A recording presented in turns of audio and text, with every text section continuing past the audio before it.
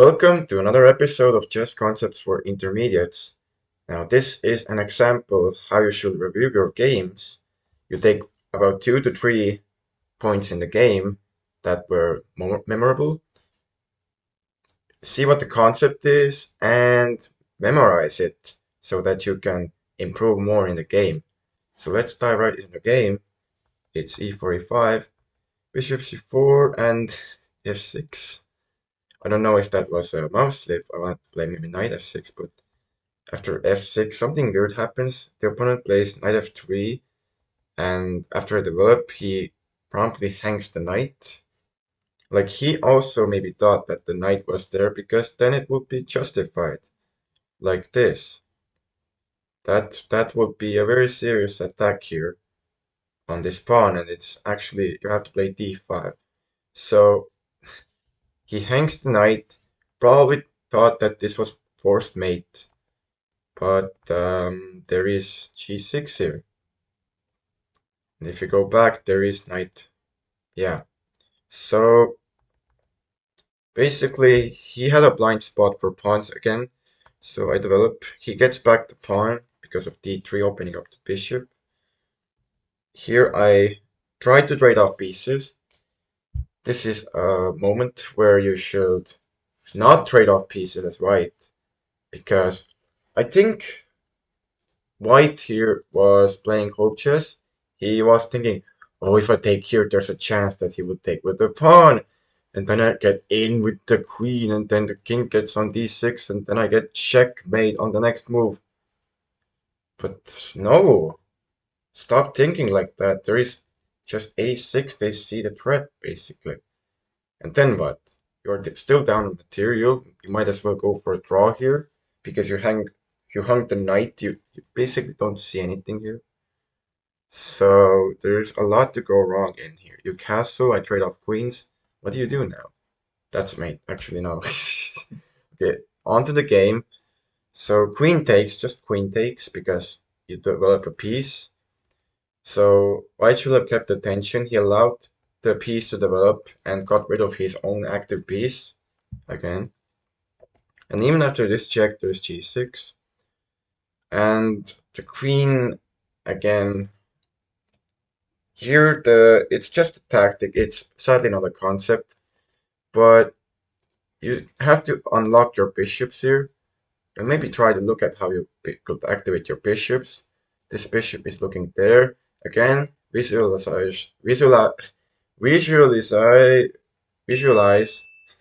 how the pieces look at. So then you can create more threats. You unlock the visualization of the pieces. So d5 here would simply put an amazing trap attacking the bishop and queen at the same time. Unfortunately, I attacked this way, so that happens. But I trade off queens when you're up material. I'm up an entire piece here, and we get a juicy fork. When can you ever see this fork of the pawns when the king is still in the center? I go for this, I check back. Yeah, white a little bit wasted time here, allowing me to check again, then went away completely, allowing captures and takes. Oh my, this is a mop-up. Although all my pieces are on the back rank, and he's are targeting both pawns at the same time. So which pawn should you save here? Which pawn should you save here? You cannot save both of them. You can't. I would say I would look at the pawn structure first. There is H pawn and these pawns here, but you have a 5 on 3. Meanwhile, here you have 2 on 2. So you should save pawns here. Oh yes, pawns here. If you try to defend this one like this, then you actually cannot activate the bishop anymore. I mean, you can here, but you're losing your maturity. This is still winning, but I would say play c6 and then d5. Put 2 pawns in the center when you can. And rook c5 doesn't take. He's hoping for this to win a pawn here. So here the concept again is, in the end game, You have to give checks only if they win something. Only if you have a justification for a check. It's like that in general though. But yes, give a check when you win something. In here, you win time. Bishop check and long castles. The rooks are connected. Everything is defended. Takes. Doesn't trade. White has made his winning chances much more clearer by not trading the rooks. So here I come back, get a little bit of a fork. He actually defends. So what do you do here? Should you play e4? Should you play develop the rook game? I would say that you develop the rook first because you never know. You could need that rook any moment, but you may not need a e4 because if he takes, I don't really see. Yeah, I don't really see what the point was. Actually, no. E4 is a good move. Stop saying that. E takes d3 allows the pawn to go through. This is now a big asset. Okay, king comes to d2.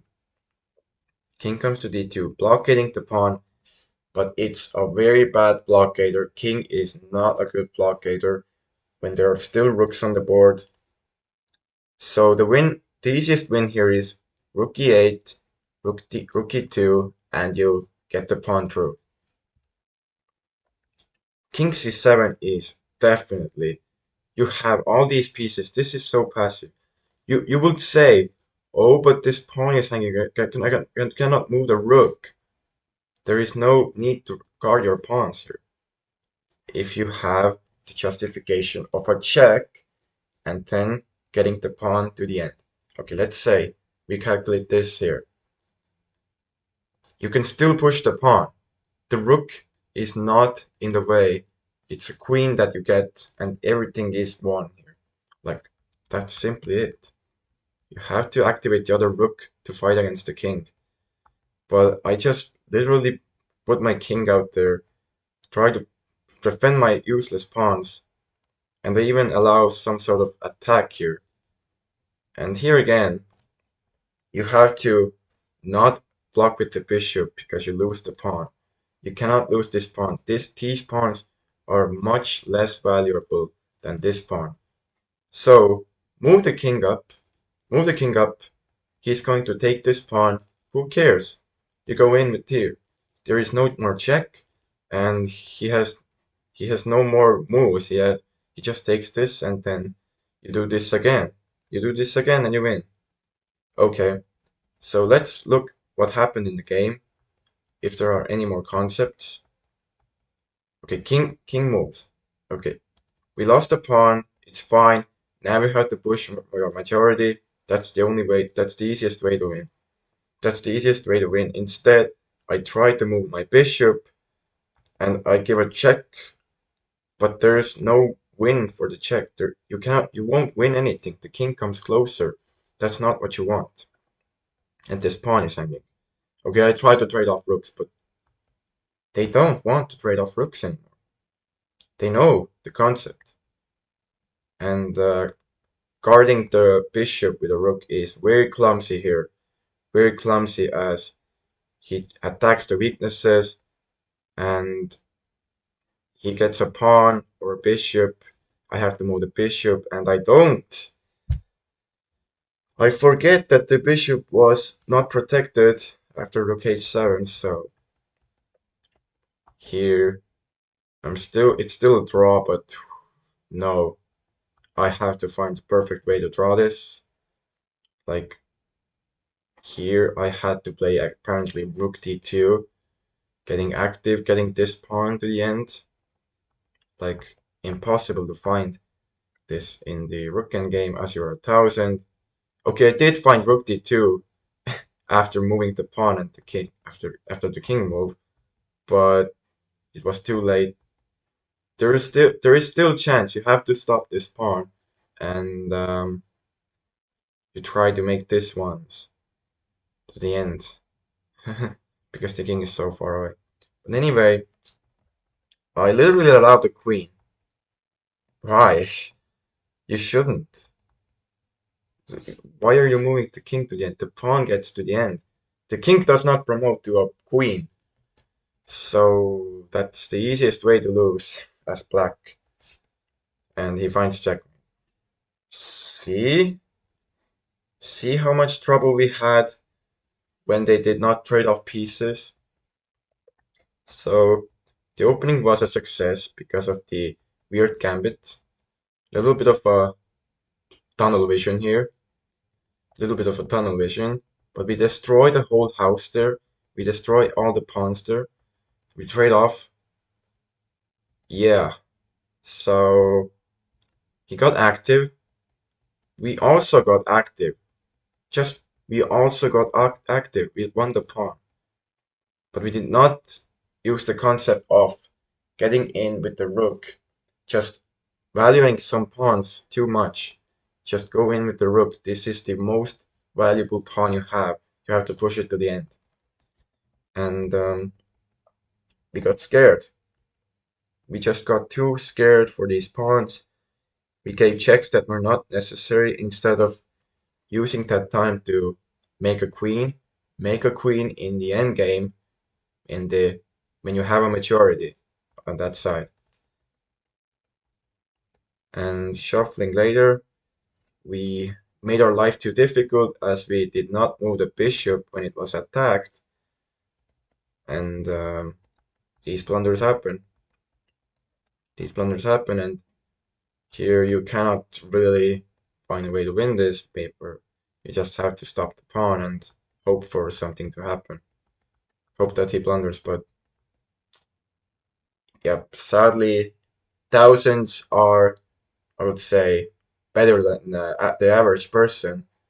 So here it is also very tough. They won't blunder after making a queen. They won't stalemate. Some do, but if you like this video, you found out 2 to 3 concepts. Look at your game reviews and analyze as them as well. You're a legend if you watched this through, and see you in the next one. See ya.